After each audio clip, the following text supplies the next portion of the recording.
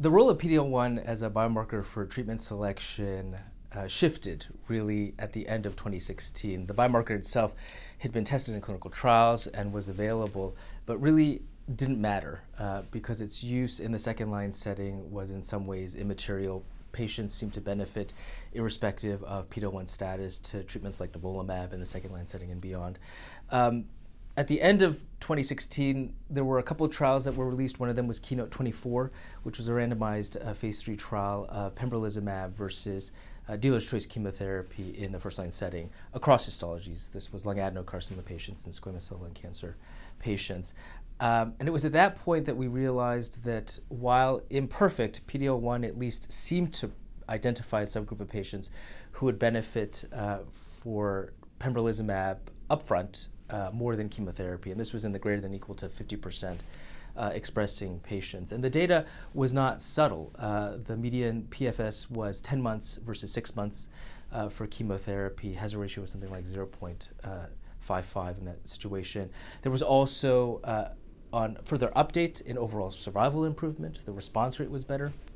And so it really became quickly, after its presentation in 2016, the standard treatment option for patients with high expressing PD-L1 tumors, irrespective of subtype. It's important to note, as I said before, that PD-L1 immunohistochemistry is an imperfect biomarker. It has found its usefulness in one setting, but it's problematic for a few different reasons. One reason is that there are a number of different PD-L1 immunohistochemistry tests that are available. Different laboratories across the United States and across the world use different assays.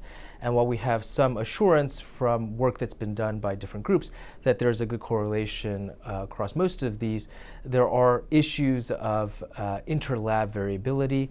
There are also issues of intrapatient differences across time and within tumors, where we do know that PD-L1 expression seems to be dynamic insofar as in one section of the tumor it may be low and another section may be high.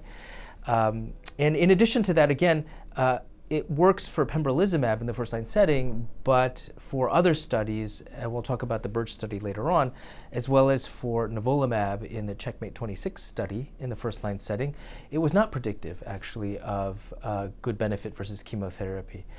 And so we have been looking for better biomarkers, and there are a couple on the horizon. One of them we know is already FDA approved for pembrolizumab, and that is mismatch repair deficient tumors. And that in and of itself is sort of a stand-in for the second biomarker, which is high tumor mutation burden. And the idea behind tumor mutation burden is that some tumors in the process of becoming cancerous have a lot of different genetic alterations that end up accumulating. And we think, in theory, that this opens the door for a lot of different antigens that the immune system can be exposed to and so recognize, and in that way then have increased surveillance against cancers. And this is borne out in the MMR deficient tumors. This is borne out in a subset of colorectal cancers that have mismatch repair deficiencies, Lynch syndrome, for example, where there are lots and lots of different mutations that are present. And it looks like this is beginning to bear out also in lung cancer. I had mentioned that the Checkmate 26 study, which was the randomized phase 3 trial of nivolumab versus chemotherapy, was negative by PD-L1 expression. They took a look at greater than 5% as a cutoff. They took a look even at greater than 50%, and it was still negative. They went back and took a look in a subset of patients at tumor mutation burden based on patients who had tumors that were sequenced. And here, a cutoff of greater than 10 mutations per megabase seemed to predict for the kind of response difference that we saw actually with pembrolizumab in the first-line setting. So a median PFS of something like 9.8 months versus 6 months, for example. And so it looks like that has some amount of promise going forward. The issue, of course, is that trials, by and large, have not been constructed around this, and some of the trials that we'll talk about later on, for example. And so we're going to have to go back and take a look at whether or not this bears out across other kinds of inhibitors in other kinds of settings. It's important to note that while there are other biomarkers that are being investigated, specifically tumor mutation burden, and there are also RNA scores that people are taking a look at that are built into some of these clinical trials.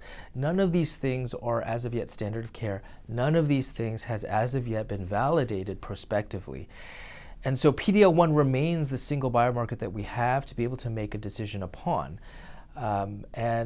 I think it is at this point a little bit premature to make clinical decisions for our patients based on some of these exploratory markers. I am hopeful that we will, in a very short period of time, see some prospective data confirming its use, but even then we will have to be careful about its use in a single trial and a single drug, and then abstracting that to the field as a whole.